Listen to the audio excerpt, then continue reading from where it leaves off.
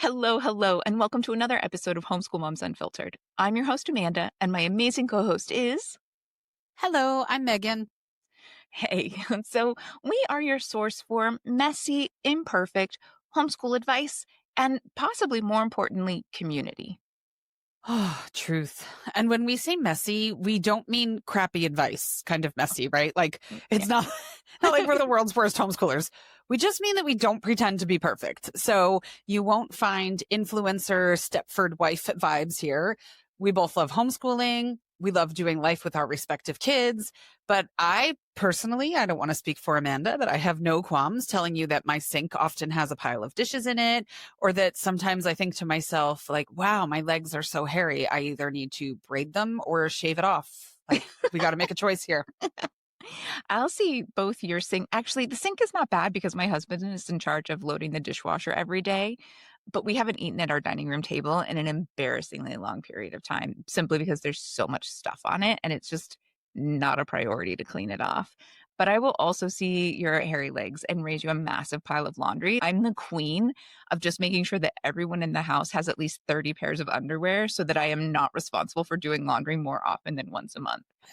So, yeah, look, like we do not pretend to have it all together, but we do have many years of homeschool experience between us, and we have this huge, great community to pull experiences and ideas from. And we are happy to share what we have learned along the way to help you on your journey. Yeah, absolutely. So, besides real talk about hairy legs and weak pelvic floor and whatever else you want to throw in there, you can expect secular and progressive values here.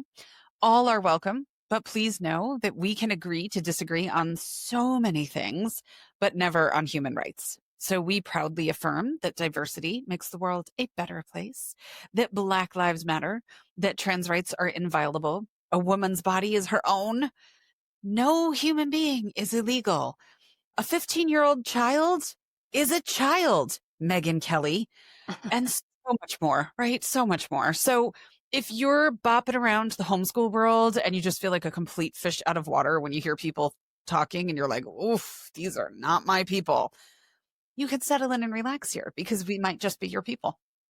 Yeah, no, totally. So, speaking of women's rights, before we do anything else, if you're a Patreon subscriber, our December unit study just launched and it focuses on all of the ridiculous, unbelievable, and frankly, downright infuriating things that women were not allowed to do until shockingly recent history. So, it's everything from opening a bank account to wearing pants on the Senate floor. This unit dives into the laws, milestones, and trailblazers who pushed back and changed the world. And it does focus on US stuff, but it's also international. We've got lots of great videos about things happening around the world.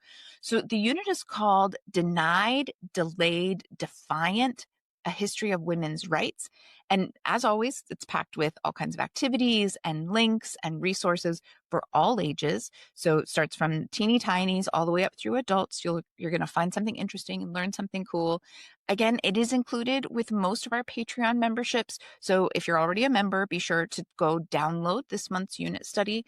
If you aren't a member yet, we'll drop the link to Patreon in the show notes and you can check it out. Subscribers do get that monthly unit study for as little as $7 a month. But look, you just can't like sign up for one more subscription right now. I totally get it. There was something that came along and I was like, the subscription is a much better deal. And frankly, I would probably use it, but I just cannot manage one more freaking subscription right now. So we also sell them a la carte for $10 a piece over on Teachers Pay Teachers. And we'll drop that link below as well. Yeah, because we've been building the unit study and I had all the notes. We finished a book in book club the other day in my book club that I teach. And we had some time at the end. I go, you guys want to play a game? And so I turned the unit study, some of the timeline questions from the unit study into multiple choice questions. And I had them put them in the chat and all that kind of stuff. And next thing they were ranking countries and states with divorce rights and all kinds of stuff. And they were having fun / pissed off and like everything in between, because that's kind of how women's rights work. And because it was a game show kind of format, they were having fun, but then they were like, what the hell? So yeah. But anyway, today we will be talking about homeschooling in small spaces. We know there are some people who have Pinterest-worthy classrooms, and if that's working for you, great. But most of the people that we interact with who are homeschooling, they're at the kitchen table, they're storing math manipulatives in their pantry, they're cleaning off the couch so someone can read on it, or not eating at their dining room table like Amanda, hoping no one trips over a science project that's drying on the floor, right? This episode is for people living that existence because that is more common than I think the alternative. So you are not alone, but we thought we would offer up some tips on that front. But first, we begin every episode with a weekly recap. It's part of our anti-influencer, keeping it real vibe around here. So how's your week been, Amanda? Okay, so first, I'm just going to say that I would love to be able to store anything in a pantry. Like the number of times that I have tried to figure out how to add a pantry to our condo. But anyway, so yeah, if you listen to the last episode, you know that I was sick and I've just been sick. That's been the story for the last couple of weeks. I would like to say that I'm completely better. Anyone who has asthma, especially like moderate to severe asthma like I have, you know that even a basic cold is like the cold itself is not the problem. It's whether or not it migrates into your lungs and then all of the issues you have with that and how long it takes to kick that. So my family's been well. I'm still coughing up lungs and struggling to get a good night's sleep. And so that's a little bit of a challenge, but it is what it is. And we at least had planned to take this whole last week off. It was fall break for our oversight charter school anyway. And so we were just like going to check out and enjoy ourselves. So, yeah, that's pretty much what we did. We just mostly took it easy. I slept a lot. I read some on the day of mourning or Thanksgiving, whatever you choose to call it in your home. We did read some books on Indigenous peoples and military service and on the land back movement, which I didn't honestly, I didn't know very much about that. And so as a family, we sat down and we read those books and talked about it. And it was good food for thoughts, a good kind of learning moment for everyone in the family. My husband, well, he tends to be progressive. He does also tends to not have like as much information on those kinds of things because he's not the one doing the active teaching and passing on in our homeschooling. And so that was nice for us to all be able to do that. And we did participate in the economic blackout. We're trying to be careful and conscious about just participating in capitalism through this holiday season. So it was good and bad. There were definitely some things that I would prefer to score a good deal on, but it is what it is. Sometimes you have to speak with your dollars. We did go get Santa pictures. We went to a local place that's like cash only. And yeah, it's a super cute little local place. I asked the almost 12-year-old, like, so will you go do Santa pictures with me this year? And he was totally like, when you add with me, it's not like I can really say no. And I was like, it's true. That was unintentionally a little manipulative the way that I phrased it, but he agreed. So I took it. We took it and ran with it. It's one of those places they've got all kinds of cute selfie stations and little like picture, like places you can take pictures yourself. And then you go sit down with Santa in a sleigh and super cute. So yeah, that was the big highlight in the last couple of days. And I guess, yeah, here soon we're going to dive back into all of the things. I don't know. We'll see how it goes. Last year, I planned the month of December as a really easy month, and we did fun unit study things, and we didn't stick with all of our normal curriculum that we do. I did not plan it that way this year because I knew we were going to be taking a bunch of time off while we were in Bali, and we went to Cabo, and we studied in Cabo, but we didn't take all of our curriculum with us. And we have some trips that are going to change things up a little in December. And I was like, we just need to stick with trying to get our curriculum together. But now I'm really regretting that decision. I really wish I'm like, we'll just take it easy in December too. So we'll see how that goes. That's like that meme that goes around that's like the me who did the grocery shopping decided we needed to snack less, but now I'm home and I really want to snack. Like, Yeah. The same pretty idea much. There. Yep, pretty much. So yeah, that's my random week in a very large nutshell. How about you, Meagan? What's going on in your world? I've got a few things. I do want to say, though, about the land back movement. I can't remember the name. It was on Amazon Prime. I want to say it was called Lakota, but I could be wrong.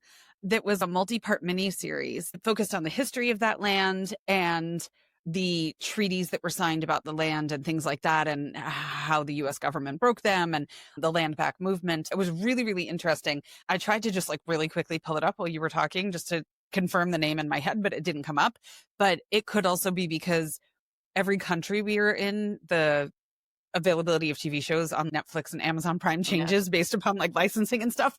And we're in Portugal, we're at home, and I might have watched it in the US because it didn't pop up on Amazon Prime here. So I can't verify the name, but I think that was it. I know I shared it in our Patreon a while back and said like, oh, I just watched this thing and it was really good. So if anybody is interested in digging into that some more, I know Amanda put some books on our Instagram, but that was a good mini series as well. So, but yeah, otherwise here, just, yeah, kind of like a status quo week for us, which is good. We need that right now. We had too much going on for a while. So that's good. My oldest is in Stuttgart this week. He's playing Pokemon with a whole bunch of people that he plays Pokemon here within Lisbon. There's a huge tournament and they were getting like a 6 bunk room together at a hostel in Stuttgart. And they were like, we have a bed. Do you want a bed? So off he went, which is good. I've gotten multiple text messages from him this weekend that he lost his hoodie and he lost his phone charger and cube. So yeah, but he's in one piece and he's got his passport. So that's like all I care about right now. I'm like, no problem. That's the thing of learning to travel independently at 17, almost 18, right? Is kind of branching out and doing those things. So, but it is funny because pretty much everywhere he goes, he loses something. So I'm like, okay, no problem. It's all replaceable. It's just stuff. So yeah, that's that. So yeah, my husband's here. He's been here, which has been nice. He works in another country. So we go to him, he comes to us kind of thing. So he's here right now, which has been nice. My daughter started intensive Portuguese classes this week. She has her sights on a university program for next year. So she will be doing multiple hours of Portuguese class 5 days a week, every single week. They do a field trip once a week where you go and explore and put your Portuguese to the test in different ways and stuff. So she's got some lofty language goals, but she's good with languages. So I think she's going to be a-okay to hit those, which is good.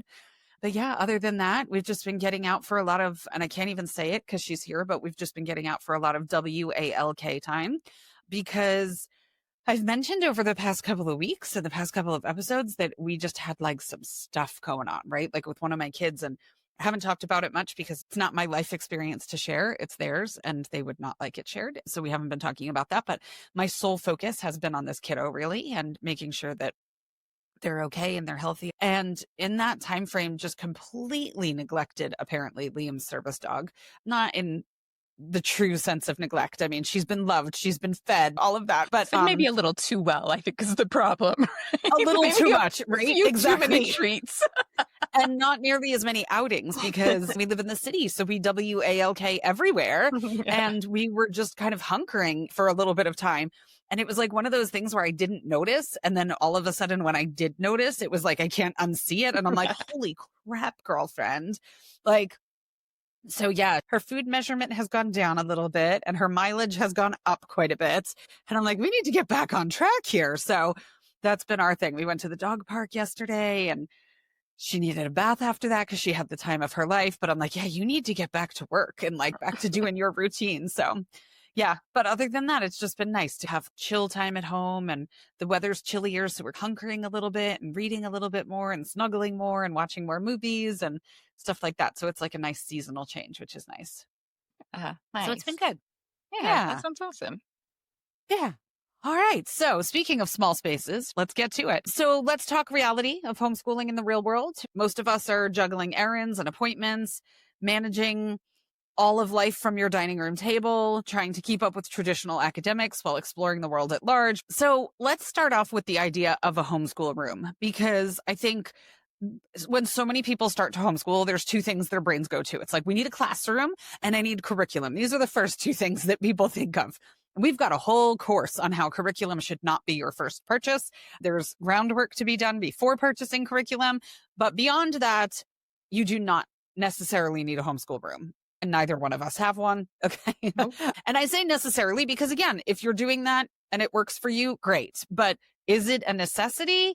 Absolutely not. So I think in my mind, part of the reason why people's brains jump to that automatically is just this cultural expectation. School is done in a classroom. That's how it's been for 100, 200 years. We learn in a classroom, you have to be sitting at a desk. There needs to be a board where you write things down, or else how will kids learn?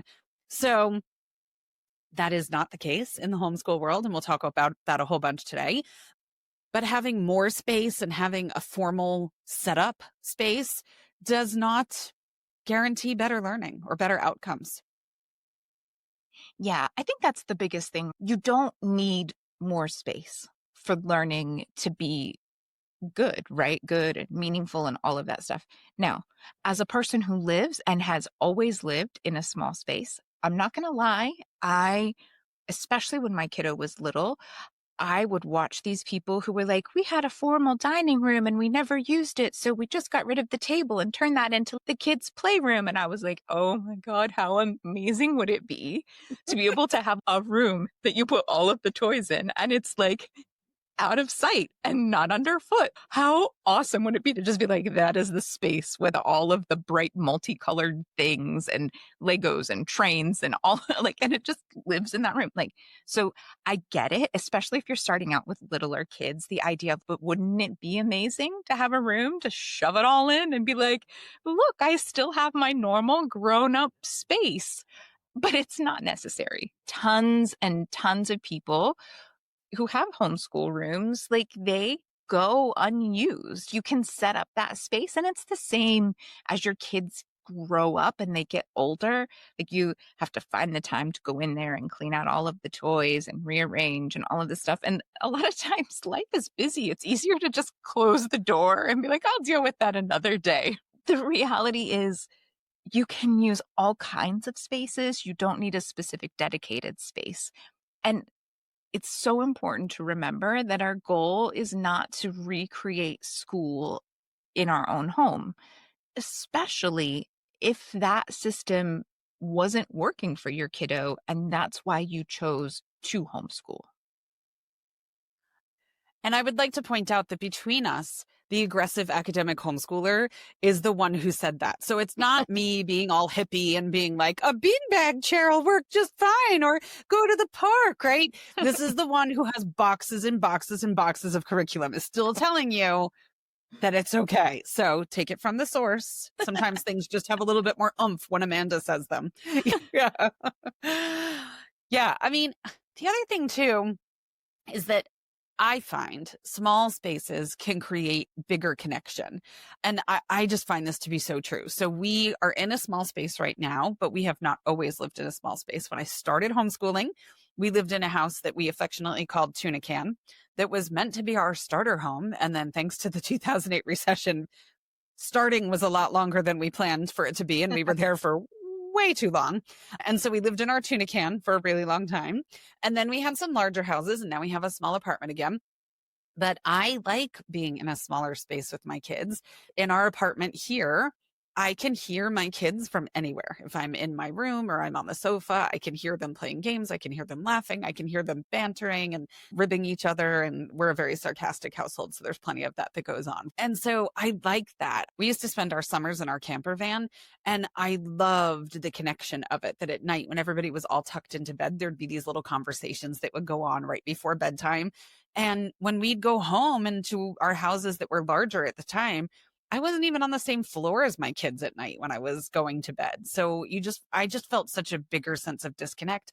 I like being in a little bit of a smaller space and being able to just always hear what's going on and keep a pulse on things, which is really nice. So yeah, I mean, in general, I find that small spaces just lead to more creativity and flexibility and all of that, because you have to figure out how to use every nook and cranny and how to organize everything and how to use one thing for four purposes, because you can't have four things for each of those purposes because you don't have the space for it, etc. And speaking of living in small spaces and finding a way to maximize all of that space, we thought what we would do is just talk through what we're each doing and some of the things that are working in our homes. Because if you've listened to us before, you know that we do a lot of things very differently. And this is one of those areas where we definitely vary.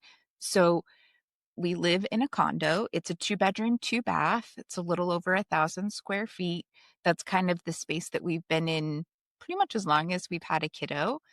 So obviously we have 2 bedrooms. The master is our bedroom and my husband's office because he works from home. The second bedroom is small because that's what happens in two-bedroom, two-bath condos and apartments most of the time. It is essentially the kids' play and creative space. It's made bigger with a loft bed. That way he can use most of his floor space for creativity and all of that jazz, and then he can still sleep in there. I use our second bathroom as my office and recording studio. For those people who are just tuning in, we talked about that some in the beginning. Just earlier today, our bathroom toilet was clogged and my husband wasn't here, and I was like, I do not have time to deal with this because I need to record. And so I'm like, well, I really have to go to the bathroom before we record. So I had to go into my quote unquote studio and move a whole bunch of things, chairs and desks and fans, to get to the toilet to be able to use the second toilet in our condo. So like you make it work. You use the spaces that you have how you need to. And then in our space, we essentially have one large, long, narrow, open plan room. That's the kitchen, dining room, and living room. So there aren't a lot of doors to be able to close away the mess or whatever you might like to do. But, again, it's that thing. You make the space work. Like what you have, you can make it work. I do miss a yard sometimes. I'm often envious of the people who are like, oh, I sent the kids out to play in the yard. It's okay that I have a small house. Like my yard is maybe my teeny tiny balcony, but I'm not playing out there, that's for sure. Or at least not running around and burning off energy. We've definitely used a water table out there and then been like, sorry, neighbors underneath us. But that's a whole other story. So in small spaces, for me, it's all about bookshelves, all the bookshelves and baskets and containers, because we, like a lot of people in smaller spaces, especially apartments and condos and that kind of thing, we just don't really have closets or storage space. So for us, things get stored on shelves. We have shelves that are actually for books, but we have a ton of shelves that just have baskets underneath to organize this or that, or we get those cloth kind of baskety bins that help hold things and keep things organized, because we need that. It's not homeschooling related, but the reality is I'm not going to buy 4 rolls of toilet paper at a time, even though that's what my toilet paper stand holds. So what am I going to do with the massive thing of toilet paper? Like just leave it sitting out? Like, well, that's not really the vibe that I'm going for. So it goes in like a cloth bin above the refrigerator, which is not entirely convenient. But when you have a small space, you put things where you can. So it is what it is. I think another thing is get creative with your furniture. So my kiddo's desk is actually an end table. Pretty sure it's from IKEA, but it was secondhand, so I'm not 100% positive on that. But his desk and his chair, the chair was designed to be a kiddie school chair, but they both have those feet on the bottom that allow you to extend them, which increases the height, right? And it worked for many years. And he's in middle school now and truly only a couple inches shorter than me. So it's not working so well now. And we need to get creative with our next solution. But for years, that was all the space that he really needed to be able to sit at a desk and do like online courses or something where he really needed to be able to be like in one spot, looking at the computer, or in one spot and writing on something with a little bit more stability. And then my husband's desk, it's actually an upside down baby crib because that's what was in the space in our bedroom and it fit in that space perfectly. It started during the pandemic. All of a sudden, he was sent home to work from home and trying to find a proper desk that would fit in that space, like all the measurements, and you're doing the online stuff and you couldn't go out to real stores. And so I'm like, well, what if we just flip the crib over? Does it work? And it totally worked to flip it over and use it as a desk. And we already knew it fit in that space. And now we're like almost 6 years in, and it's still the upside down crib as his desk with a set of drawers under it. And we called it good. It does not have to be like, now we need a proper desk. And if we're forgoing desks, I'll mention that my desk for recording in my recording studio is a folding TV tray. Because again, when you're in a tiny second bathroom in an apartment, you don't have a lot of room for a desk. So I needed something that would work and I could fit into the space, but I could also move if I needed. So that creative flexibility with furniture is so important if you're trying to do this in a small space. Mm-hmm. Now, I will say, on top of all of those, like, stay creative with your furniture things and all of the shelves, another type of shelf that has been incredibly helpful for us in a small space are those metal kitchen shelves that are meant to help stack dishes. I know they have them at IKEA because I got some at IKEA, but I also got some from other places. Are you catching on? Like, IKEA has been pretty important for us. Those metal kitchen shelves, we use them on pretty much all of our desks because it allows you to be able to elevate your computer, and then under it, you can put your pencil box or some books or whatever kind of organizer you want. And it just gives you a little bit more space to use in a very limited space. My computer is sitting on a wooden one of those from the IKEA kitchen department right now. Yep. I mean, for us, we have them also. Again, IKEA, we have one of those IKEA 9 cube bookshelves, like organizing bookshelves. And it has most of our curriculum in it. And then on it, like the science experiments are on top because those boxes don't fit in the cubes. But in the actual cubes, we have some of those shelves, again, to be able to help organize things like our manipulatives and art supplies and things like that. You can use those to give you more space and to help better organize things instead of it just being a pit or the big, like, well, I can stack all of these things on there. And when I pull this one out, the whole thing tumbles down. Like, you can use things that are really affordable to help kind of create the illusion of more space, maybe. Mm-hmm. I know I've talked before in other episodes about how I organize a lot of our work and samples into 3-ring binders. And I do think that for us, a large part of that is because we have such limited space, right? So there's one binder per year. I keep a few years at a time just to be safe for us because we, again, we're with a oversight teacher, and if that teacher changes or there's something where we have to be able to show, like, well, we did cover that last year, I keep track of those things. But in our home, we keep it so that work samples have their place safely tucked away in the binder, and then nothing goes missing when I finally get around to cleaning, which cleaning is truly just code for my husband is away. And now I'm donating and tossing tons of stuff because he's the worst about squirreling away things when I put them in the donation box or set them in the garbage pile. So when I have time, it's a whirlwind tornado of me, like, throwing away all the things and recycling and donating all of the things possible. So by having a 3-ring binder where the work samples go, and this is just where they live, it helps make sure that I don't accidentally throw away something. I'm like, oh, damn, I actually really needed that. So some basic organizational things like that can be really helpful. And then we kind of alluded to it at the top of the episode, but we basically do all of our work wherever and whenever we need, right? So we are the academic aggressive homeschoolers, and we 100% use curriculum for nearly everything. We bring almost all of that curriculum in the car with us at various times. If we're driving around town, it might be just a couple of books or maybe a workbook or two that needs to be worked on.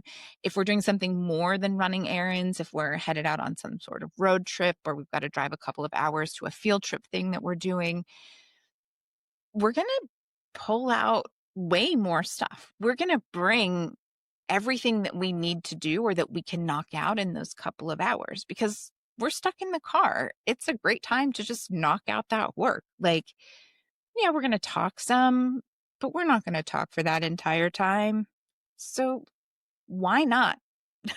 For us, we just stick it in a reusable grocery bag. It goes out to the car. Everything goes back in the grocery bag and comes back into the house. It doesn't have to be complicated. And it can 100% be one of those canvas reusable grocery bags that we all have.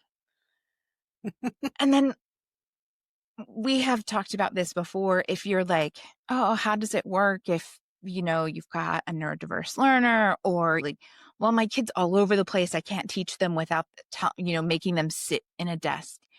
We do use our desks. We use specific spaces, but we also use the couch and the floor and the bench on the balcony. We use the neighborhood park sometimes. Sometimes we're just on a picnic blanket at the park because we needed a break and we wanted to get outside because it's nice. It really does not have to look the way that traditional public school or brick and mortar school looked. And that's one of those things. You have to do some deschooling. You got to let go of some things. You got to be open to a lot of ideas of like, well, can my kiddo learn this way? And a lot of that is just giving them the chance. Try teaching them a lesson while they're moving all over the place and see what they actually remember afterwards. And if after the fact, you're like, damn, they did actually recall basically everything that we talked about. Hey, guess what? Your kiddo can learn while they're moving around all over the place. It's just making sure that you find the balance that works for your kiddos as well and honoring what works for them. Absolutely. I feel like I've been on a virtual tour of your home now. I love it. So I will share some insights into our homeschool in small spaces advice as well. But first, I just want to circle back to something we talked about before. Amanda brought up Patreon and brought up our unit study for this month. And yeah, we have a whole community over there. I was talking to somebody today who is desperately trying to find secular community in Fort Wayne, Indiana, and having no luck. Yeah, it exists. Sometimes you just have to go online to find it. Online friends are real friends, both for you and for your kids. It's okay. Amanda and I were online friends for years before we ever met one another in person. We've only met one another in person one time in an airport for like an hour and a half. So virtual friends totally counts. Okay. If you're struggling to find community where you are, that's supportive, that's secular, that's progressive, come. We have a social every month. We have a homeschool Q&A where you can ask questions. We have chats that go on day to day. We have our unit studies, all that good stuff. This episode will air in December 2025. There's a code December90 that'll give you 90% off your first month. If you're listening in the future and that coupon code isn't valid and you're like, I really want to join, but the coupon code is long expired, send us a message through social media or comment on a video. We will get you a fresh code if that one has expired since. So we would love to welcome you over there. It's a really kind, supportive, chill group of people. You can show up as you are. You do not have to show up being fancy. You can show up a hot mess. You can say, I'm super stressed. I have no idea what I'm doing. No one will judge you. It's a pretty awesome group. And we have book club over there. And we don't even judge you if you don't read the book. So hello.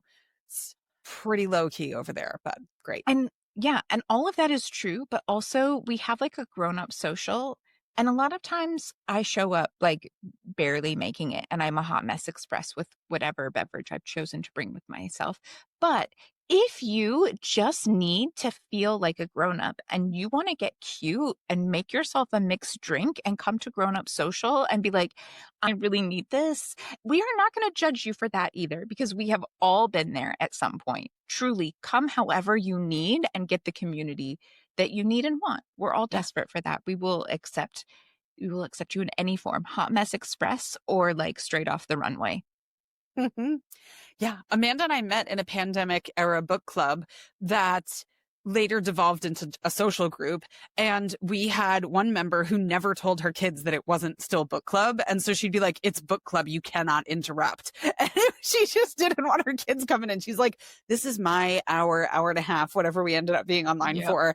You cannot interrupt. It's book club. It's very serious. And her kids were like, oh, can't interrupt book club. So you do what you got to do. Right. Yeah. Yep. So anyway, link in the show notes, coupon code. If the coupon code doesn't work, send us a message, but we would love to welcome you. All right. So our space. When I started homeschooling, I was homeschooling as a family of 5. My husband worked from home, and then I had the 3 kids homeschooling, and we were in about 1,600 square feet. So not quite as small as Amanda's space, but a few extra people crammed in there too. And then I'll be honest, we've moved a lot for my husband's job. I've lived in 5,000 square foot houses. We didn't have a shortage of closet space in those houses. That was totally fine. And now again, we live in an itty bitty apartment because we are in Europe. So unlike Amanda's open plan concept, it's becoming more of a thing as people renovate apartments here and stuff like that. They'll redo apartments that way because that's the thing. Our apartment has been renovated, but still has all the walls. So you've got the kitchen is its own room with a door. This is its own room with a door. Everything has 4 walls and a door. Yeah. So we do not have an open plan concept. And also very European, not a single closet in the entire apartment, which is very common in Europe. So Yep. storage space is slim. You have to find it yourself and build it yourself and put it in. If you've ever wondered why wardrobes are so common at IKEA and they have an entire section on this thing called wardrobes, it's because almost everyone in Europe has to have a ton of wardrobes in their home because there are no actual closets. So you put these wardrobes in so that you have something resembling closet space. Yeah. Yeah, there's one in the room that I'm sitting in right now. It was left behind from the person who had our apartment before us. And the landlord was like, do you want to keep it? And I was like, big white box for storage? Sure. I was like, you can leave that. Thank you very much. So yeah, not a single closet to be had. So, So yeah, and it's a small space, but I'll tell you how we make it work. Of course, we don't use curriculum. We homeschool very differently. So our needs are different. And I'll talk a little bit about what we did too when my kids were smaller, because now I have 3 teenagers. So to Amanda's point, there's far less train sets and things like that around the apartment now. But I can talk about when we started homeschooling in a small space, I had all of those things in abundance. So multiple systems going on in life. So I am all about no visual clutter. I despise visual clutter. It stresses me out. It makes me anxious. I like for everything, if it's going to be on a bookshelf, I really like for it to be in a bin or for it to at least look cohesive and seamless. So I'm okay with books being on a bookshelf, but they have to be super well organized. All the Who Was books need to be together, and all these books need to be together, like by size and things like that. If they're just haphazard, that's going to stress the shit out of me. So that's not happening. I do not like visual clutter. So I'm all about bins and wardrobes and things like that to keep things out of sight. When my kids were smaller, they had cubby systems. So we lived in our teeny tiny tuna can house and we had a 2-car garage. We pushed out into one of those and created basically like a giant mud room that was overflow food pantry. The kids had cubbies in there. I had storage in there and stuff like that because I just did not have space in the rest of the house. And so each kid had a cubby where they could keep their shoes and their backpack. But I gave them a little file folder in there and anything that was applicable to them. We were still doing some workbook stuff way back then and some unit studies. And so anything that was a work in progress or a journaling activity went in those cubbies so that they had all of their stuff in one spot and it was out of sight. The other thing for visual clutter for me is, and this goes back to that classroom concept that we talked about at the beginning. When you picture, if you close your eyes and picture a classroom, especially an American classroom, there is shit everywhere on the walls in an American classroom. Like I cannot. And somehow last year at the start of school, probably because I watched one video and then the algorithm was like, oh, she likes this. Let's give her more. I had so many videos of teachers setting up their classrooms. And I'm like, look, teachers have a hard job. We support teachers, but I'm like, it's too much. It's too much. And they're spending their own money to make their classrooms look like that. And then this past year, there was that whole brouhaha with that lady on TikTok who was in tears because she went to her kid's classroom for kindergarten and it didn't look like she thought it was going to look. And the internet came for this woman and was like, these teachers are spending their own money. Maybe they just got shifted into that classroom like 2 days before or just hired, or maybe it's their first year teaching and they haven't had a chance to gather all this stuff yet, but it's too much stuff. You do not need every color of the rainbow, alphabet banners and classroom calendars and weather pockets and everything else, especially if you have a neurodivergent kid. For my kid, for my youngest kid, that would send him into apoplexy. Like that would just be way too much. So if your kid thrives on that stuff, go for it. But it doesn't have to be the default. You do not need to have those things necessarily. And I especially wouldn't put them up day one. And yeah, I would wait and kind of see what you need and what feels right as you get going. Yeah, I know I'm 100% worried about that. When we started out, my kiddo was little. We just transitioned out of a Montessori place. And I'm like, do we need to have a poster with the numbers on the wall? Do we need to have posters with the alphabet on the wall? Because that's what you see in public school classrooms. They all have all of these basic fundamental posters. We we don't have those. I'm sure we had something, some kind of a felt cutesy banner thing when he was little, but now we have exactly one, maybe two things on the wall. One is how to cite your sources because we were using that all of the time. And so I just stuck it up behind his computer, like, here it is. Please stop asking. And that thing, like, we used it often, we need it, but then we go long periods of time without doing anything that requires citing your sources. And so then we couldn't find the damn paper. And so it was easier to just put it in one spot so you knew. But we think that that's what is needed. And in fairness, maybe it is needed in a large classroom because the teacher cannot provide one-on-one instruction to every kiddo. So having reinforcement like that in the space is probably very helpful. But you are providing one-on-one instruction to your kiddos. So you don't have to have that kind of reinforcement for the time that your kiddo is sitting there for 20 or 30 minutes waiting for your attention because you're busy dealing with X, Y, or Z in the classroom. Like, your kid really shouldn't ever be in a position where they have to just sit quietly and look around the room for 30 minutes waiting for you. If you're homeschooling and you've got something else going on, then just send them off to play with Legos and work on their spatial reasoning, right? Like, they don't need to just sit at their desk twiddling their thumbs waiting for you. Totally different. Yeah. Exactly. And I mean, you go into those classrooms and there's not an inch of white wall left because this is the new norm, is what's been expected of these teachers, is to kind of have these over the top themes where it's like, this year my theme is underwater. And it's like, holy crap, there's so much stuff in this classroom. I can't. It's too much. So yeah. Okay. My next piece of advice, I am a hardcore purger. If you set a glass down and you turn your head for a couple of seconds, it's going to be gone by the time you turn your head back around. I'm going to be like, oh, I thought you were done with that. I'm so sorry. If we don't need it, it's gone. I've had the advantage of moving a lot for my husband's job, which I say advantage because when you're a purger, that was our thing. If you haven't touched this since the last time we've moved, it cannot come on the next move. Sorry, it didn't make the cut. And so we would have these kind of hardcore eliminations every time we would move. But that applies for schoolwork too. I keep almost nothing. I have one little piece of artwork that like my youngest made in co-op. They were supposed to make their own constellations with those metallic stickers with stars. And so he made like the Big Dipper and the Little Dipper, but he made big square and little square.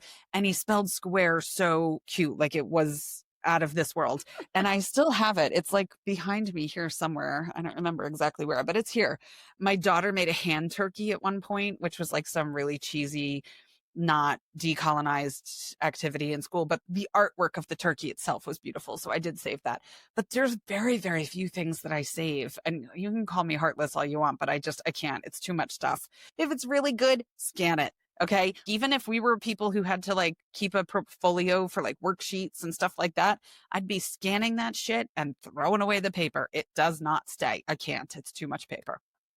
So yeah. For littles, I would rotate stuff when my kids were little. So I would have a couple of different bins. We never had a playroom either, to Amanda's comment before. Our playroom was our living room. And because I don't like visual clutter, there was very little there. And I would just rotate through it. But to the point too that you were saying before, I feel like you fill the space you have. So if you have 1,000 square feet or you have 5,000 square feet, somehow you end up filling whatever space you have. And you end up with excess, I feel like, when you have the space to allow for excess. So it's not a terrible thing. But yeah, I would just keep some bins and rotate things to keep them fresh and call it a day. I've been big in a lot of our houses on repurposing closets, to the point of fully knocking closets out, which I realize not everybody can necessarily take a sledgehammer to drywall to accommodate their homeschool. But in our tuna can house, when we realized we were going to be stuck there for quite some time, we had to do a couple of things to make it work. But like for my boys, for example, they were sharing a room in that house and we lofted their beds, like Amanda was saying. So all their clothing got stored under their beds in drawers because we needed to go up in order to fit everything. But I turned their closet into a Lego desk. I put a piece of wood down on some brackets, put some shelving underneath for them to keep their Legos, took the doors off and just tucked them underneath a bed. And so it extended the room a little bit more and they could have their mess because, oh gosh, their Lego desk was always a mess. I didn't have to look at it. I put a curtain rod up and put a curtain. So if it got really messy, I could close the curtain and I didn't have to look at it. And it was great for both of us. So it was pretty awesome. But yeah, a closet doesn't have to be a closet. A closet can be anything you want it to be. My husband's office has been in closets in small spaces before, which he's never appreciated, but I'm like, it's quiet in there. So off you go. My youngest had his nursery in our closet in our bedroom when he was born because we didn't have any other space. And we put a bassinet in the closet and put a curtain up and tucked him in there at night. So my mom said this was before we knew J.K. Rowling's true thoughts and feelings on many things. This was 14 years ago. My mom said he was like Harry Potter living under the stairs at the time because he was tucked into a closet every night. But yeah, it worked. That was the space we had. Okay, I'm probably going to get kicked out of the homeschool world for this, but I'm going to say it.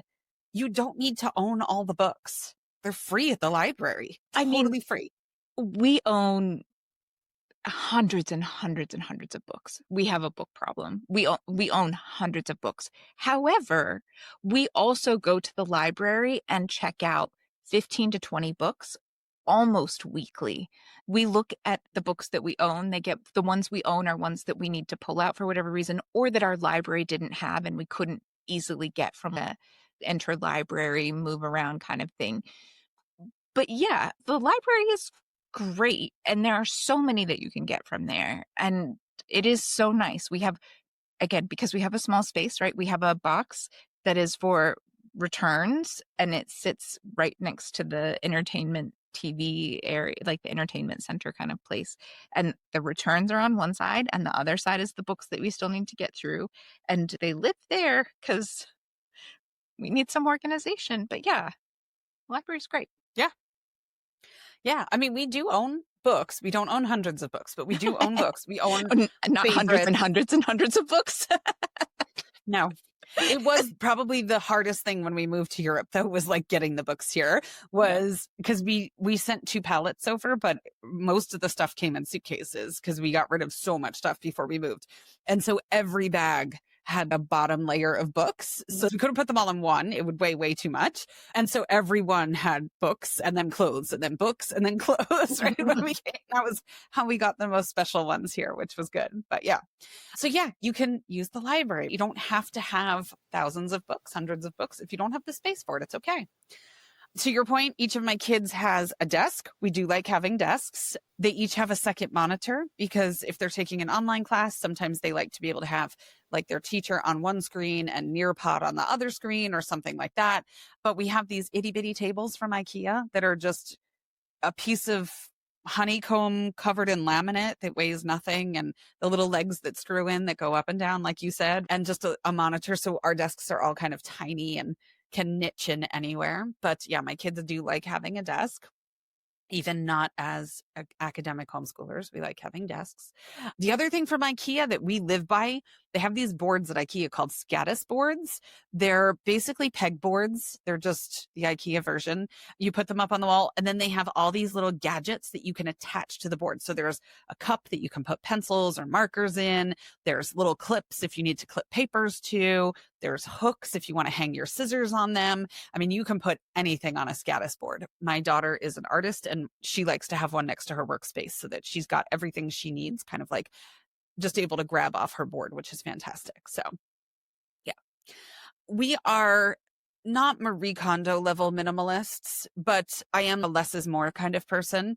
I think I shared in our Patreon over the summer, we were in the US and I wanted to buy some mechanical pencils one day. And I went into the store and they had 2 different packages. One had like 8 mechanical pencils and one had like 32 or 40 or something like that. And I really liked the color palette of the larger box, but I'm like, what do I need 32 pencils for? That's just way too many pencils. 8 pencils will last me like a year or more. And that includes them running out of lead or me losing them when we're traveling or a kid taking one upstairs and I never see it again kind of situation. So yeah, we don't need 700 of everything all the time. It's okay. You can always get more. There's not an impending pencil shortage. So it's okay. So yeah, I just like to have a little bit less of things sometimes. I find that helps. Over the door organizers for us, there's an over the door organizer on pretty much every door in this apartment. So use your doors as best you can if you need more space. What I do have to say, though, that's funny is generally speaking, I don't get overwhelmed by visual clutter. I don't mind that. And That's your one thing. but yeah, like we have for towels in our bathroom because there's nowhere to have a standing towel rack. But I don't like over the door. Like I just want a door to be a door. Yeah. So yeah, we're not going to have those. You can have stuff stacked up next to the door. I do not care, but leave the door alone. Yeah. Yeah, unfortunately for towels, we have no choice because we don't have heating here. So in the winter, if you've got a towel that's wet because you've used it to dry your body, there's nowhere to get it to dry. Like it has to be fanned out. You can't have it like hanging where it's kind of cascading down on itself. So everybody really has to have like their own over the door thing to be able to span their towel across it in the hopes that it might be dry by tomorrow when you go to shower again. Thankfully, the ones on the back of the door, I don't really see because the doors are pretty much always open. So it's not too bad. Then I'm like, okay, shoes are back there. I know they're back there, but I can't see them. So I'm good. Right. Yeah. So a couple of notes for neurodivergent friendly space savingness, right? Is that a word? We'll make it a word. I'm not a fan of clear containers because of my visual clutter issues, but you have to understand that for most ADHD people, if they can't see it, it doesn't exist. So they have to be able to see, like we have a bread box and that's like where things go to die because as soon as the lid closes on the bread box, no one knows there's bread in it. Like no one thinks, oh, there might be bread in the bread box. I mean, we live in Europe. There's bread in the bread box every day. But once it's in there, no one thinks to look inside. So out of sight, out of mind, a lot of times. So clear containers, if you need them, it's like a thing. Okay. We've got on our refrigerator in our kitchen, I put that chalkboard contact paper on there and turned our refrigerator into a chalkboard to put dates on. Because if your neurodivergent household is anything like mine, it's like, when are we doing that thing again? When's that thing? What date is that thing? When are we doing this? And I'm like, oh my, if I have to answer this question one more time, I'm going to be in the funny farm. So I've got a little thing of chalk on the side of the fridge and I'll put important dates up there and they just know now, like, don't ask. Don't ask. She's going to lose it. Don't ask. Just go look. It's probably written on the fridge. So you can turn anything into a whiteboard or chalkboard with contact paper from the internet. So you're good. One of my kids has a bowl on his desk that's got all his fidgets in it so that fidgets aren't everywhere because that would make me lose my mind. So he's got, oh my gosh, probably 20. That's one place we are not minimalist because he's always needing something different or he switches throughout class. There's days where he's online for 3 hours so he can switch his fidgets out, but they're contained in a nice little bowl. So out of sight, doesn't bother me. And then again, for neurodivergent friendly space planning, you might have a kiddo or more than one kiddo who needs a quiet space. I'll go back to what I said about closets. Okay. They work for so many things. You can turn a closet into a little cocoon or a study hole or a tree house or whatever you want to call it, that if you have a kid who needs a quiet space for something, that you can carve that out. It doesn't have to be fancy. It doesn't have to be glamorous, but you can have that. I have a kiddo who only works in absolute silence. My parents lived with us for a while in a house up to 7 people. Finding absolute silence can be challenging. So trying to make that happen for him was important. The last thing I'll say before we wrap up, but don't go anywhere because we have a mantra and all sorts of good stuff for you. But the last thing that I'll say for my little section of tips here is you don't need all the gadgets, especially at the beginning. So I think the other thing, as soon as people start homeschooling, they're like, I need a laminator and a binding machine. And maybe you will. But my tip would be don't buy it until you need it. And don't buy it until you've needed it multiple times. If you need something one time and you're like, oh, I bought a laminator because I needed to laminate this one piece of paper, that might be the one and only time you ever need to laminate something. You're like, well, now I own a laminator and 100 pouches. Probably someone in your circles has one. You could borrow something. If you stop and think for 5 to 10 minutes, you could probably come up with a workaround for laminating it in the first place or binding it in the first place. If you find that you repeatedly need something, okay, great. That's something that would make your life easier. That would probably be a good thing to incorporate into your space. But I would wait until you've needed something multiple times.